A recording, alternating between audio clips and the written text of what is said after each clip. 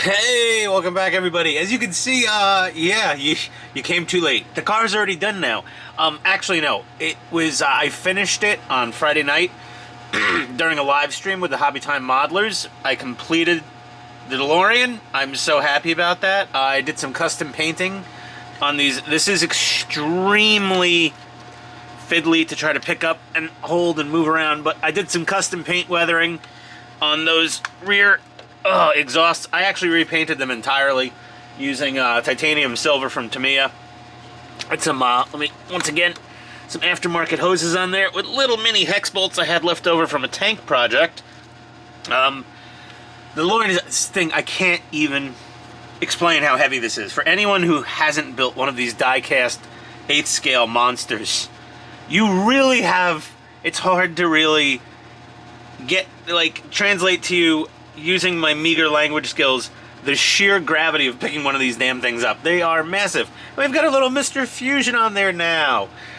We still have the regular old reactor lid. The downside of Mr. Fusion is you don't see the orange EL wires from Model Modz shining through, but I'm a big Back to the Future 2 car fan. I mean, a flying DeLorean Time Machine? Holy crap. Like, they downgraded Back to the Future 3. They put it on train tracks. Like, it can't even steer. It went flying! That's the best one, in my opinion. My personal favorite, my opinion. During the course of finishing that, I unpacked a pack of parts. I forget which number it was exactly. But you can see it in the live stream if you go back. It's 3 hours and 14 minutes long. My apologies.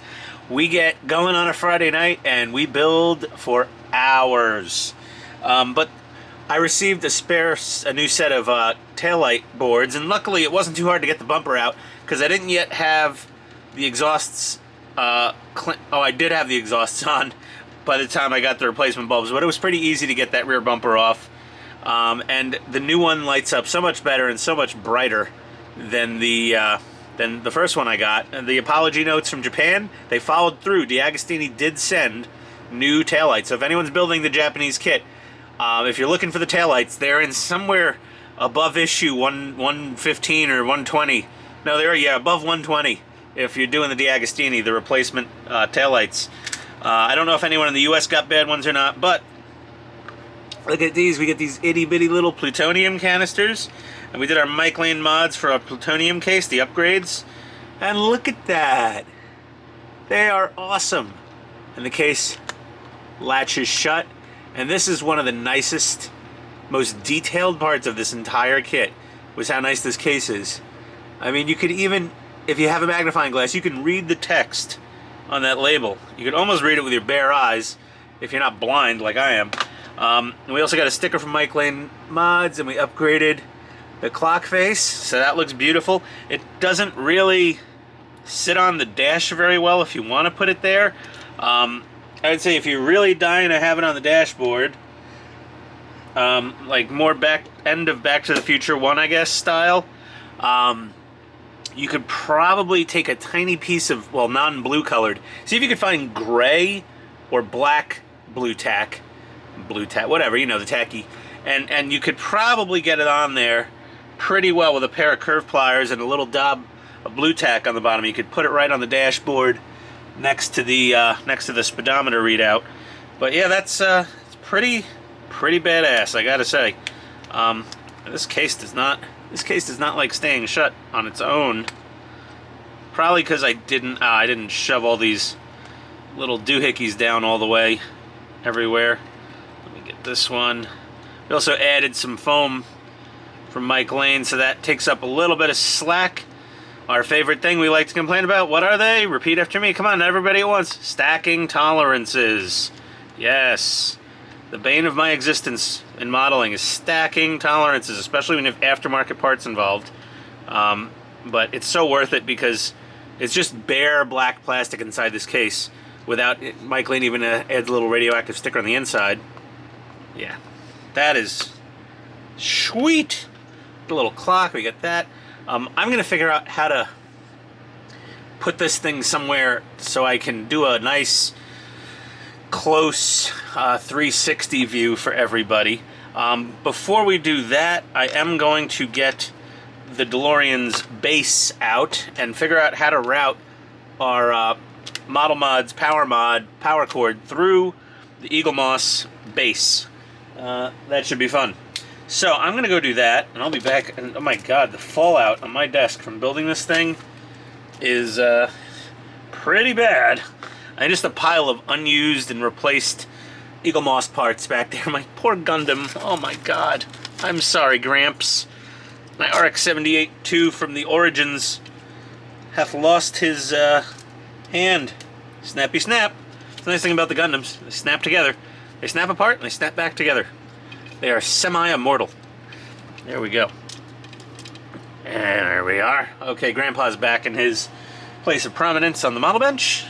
I think he's getting mighty dirty from the not totally out of control levels, but somewhat of unavoidable levels of overspray I end up with down here on things. What else? Oh yeah, I'll show you. You'll see it once it's in use, but we got this metal 1/8 scale at RC car stand. Has a nice channel down the middle. That'll accommodate the Model Modz Power Mod thing, and it's pretty solid metal. I mean, it's pretty thick, 2mm-ish thick aluminum, and yeah, it's bolted together.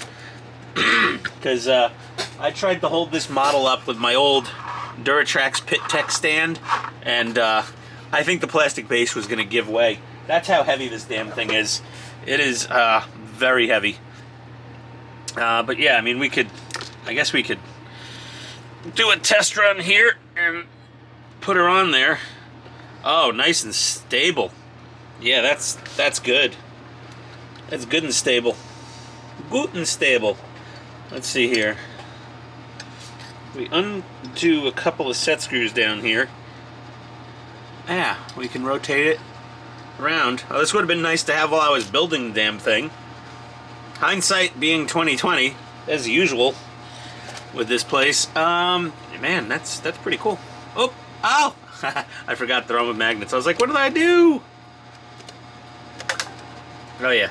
Yeah, we're gonna put this on the stand, and we're gonna get the camera down on the workbench so that we can spin this thing around 360 degrees for everybody. But for now, we've got to fit this plug somehow through the Eaglemoss display base. Get this power cord out of the way. Come on. I finally got my big screen TV down here hooked up to my laptop. More for doing the group streams than anything. But yeah, there we go. That's where we're at. Oh, I'm so happy. But we'll do the final reveal at the end of this video. Alright, be right back. The piece de resistance. It's done. I'm so happy. And I know what you all want to see. I know. But let's take a little look around. Very nice. This is a Hobby Park RC stand I got from Amazon for less than 20 bucks. And it's very solid. It holds the weight of this thing pretty stably. Oh, that thing is so cool, huh? Oh man, I love it.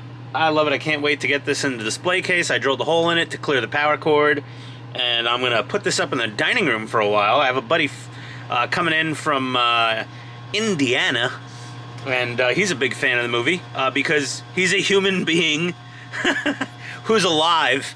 He's a huge fan of Back to the Future, just like everybody is. That's why you're watching. But let's get to the good part. Oh, my stupid heater is so noisy. I'm sorry. Let's turn on the power. You can see the little red light there. And and the door. The door's lit up just because it's open. That works nice. And we're going to hit the Model Modz remote and power on and turn off the house lights and let our camera compensate. Oh yeah. Let's let the tree and the flux go for a cycle. Get a good look at that. Oh, it's so nice.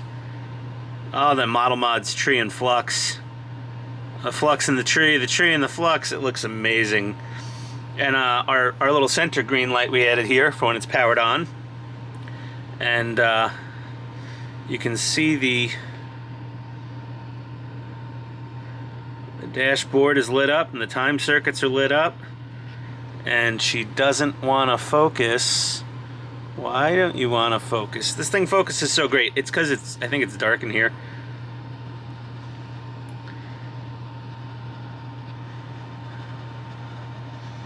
But look at that absolute badass. Just amazing. Look at this thing. It's beautiful. I mean, I think I need to like turn off the little TV behind me. There we go. Even better. These really show up well on the camera, but digital cameras always blow out LEDs. And let's go ahead and open up this door, and you can see the reactor gauges right there, and the time circuits up front again, and the dome light is on because the doors are open. That's pretty awesome. And then the back, again, we hot wired our brake lights, so they're always lit. And the one that was burnt out on our first brake light board wouldn't show because of these exhaust ducts. But either way, they just weren't as bright. And the reverse lights are on all the time. Even when you're not using the brake lights, the corner markers, the center brake light, and the reverse light's always on. It's kind of dumb, but I mean, I don't really mind it, to be honest. The more lights, the better, in my opinion. And we can see those gull wing doors, all those lights working. And if we... Oh, you want one more? Let's get one more show of that flux capacitor and the Christmas tree going. Oh, they're so cool. I am so geeking out. This thing is awesome. Like, the headlights aren't that bright in real life. Like, the camera just blows out anything light-wise when you're in a dark environment. The auto exposure kicks in. Got our little orange lights. This orange light was red originally. Now it's orange because we repainted the lens and we put the correct color LED in there. Yeah. Damn. That thing is sick. Let's close that down. Now there's a button here somewhere. That turns off the interior dome light. On, off. Doesn't make a hell of a lot of difference on the camera. In real life, you can see the difference. It actually lights up the center console. Oh, I turned them all off. Yeah, the center, it lights up the time circuit switch and the center console switch pretty well in there. But man, that thing is just such absolute badassery. I greased, this thing has a screw shaft in it, the stand, so it'll raise and lower as you rotate it around. My God, that thing looks just unbelievable. It's definitely not that bright in real life. It's you can see it clearly, all the lights, but it's much more subtle. The Model Modz EL wire mod. On camera, it looks insanely bright. It is not that bright in real life. It looks appropriately bright. You know, it's just the sensitivity of most digital cameras is always going to cause shenanigans with exposure. So we're going to go ahead and put our TV back on, and we're going to power her off. Oh, the pain. Oh, the pain of all that light. There we go. We're fully lit again. So, yep, there we are. Let's get you a little closer onto the reactor deck here. And the Mr. Fusion with the goodies inside. And that latch sucks. We did some airbrushing to weather up those rear exhausts. Got our detail there on our capacitors and little filter things and all the wiring and more wire ties. And more wire ties. And then our hard-fought victory to get somewhat accurate-looking red capacitors, and rotated that last one so it's a little more accurate to the A car. Obviously, all of that. I love this car. You know, it's kind of like a mullet. This is the mullet of movie cars. It's business in the front, party in the back. Like, they really rear-weighted the movie car with all the stuff on the back. But I'd definitely call it a sci-fi mullet car. I love the Back to the Future DeLorean. Mullet or not, it's awesome. Like this vehicle in real life wasn't rear heavy enough. They're like, it's a rear engine car. Let's just throw hundreds and hundreds of pounds of stuff on the back of it. But man, I'm so happy. This is like my most favorite thing I've ever built, I think. Is you know, and it usurped, you know, some very you know, very nice things, and I just love it. So either way, thank you very much for watching. I don't know what I'm building next, but we're going to be always building something on this channel. And, man, really, thank you so much for watching. Honestly, if you do want to subscribe or like, at least hit a like and a comment. It really helps with the algorithm. I've made a whopping, I think, I didn't even get a payout yet, but I think I've accumulated $84 in YouTube ad money in the last 90 days. It's a pittance. It's nothing. It's a nice little thing, though. So, you know, if it gets to a point where, you know, enough people are watching, hell, it could almost pay for something like paint. As of now, we can pay for my last paint order or a really cheap airbrush. But yeah, thanks for watching. Comment, positive, negative, anything, any questions, always reach out. My email address is in the comments. Not in the comments, in the description. Jesus, Ian. All right. But yeah, there we are. Well, this is Pit Stain Hobbies DeLorean Time Machine from Back to the Future from DeAgostini, ergo Eagle Moss. Finally done. So happy. Thank you for coming. See you next time.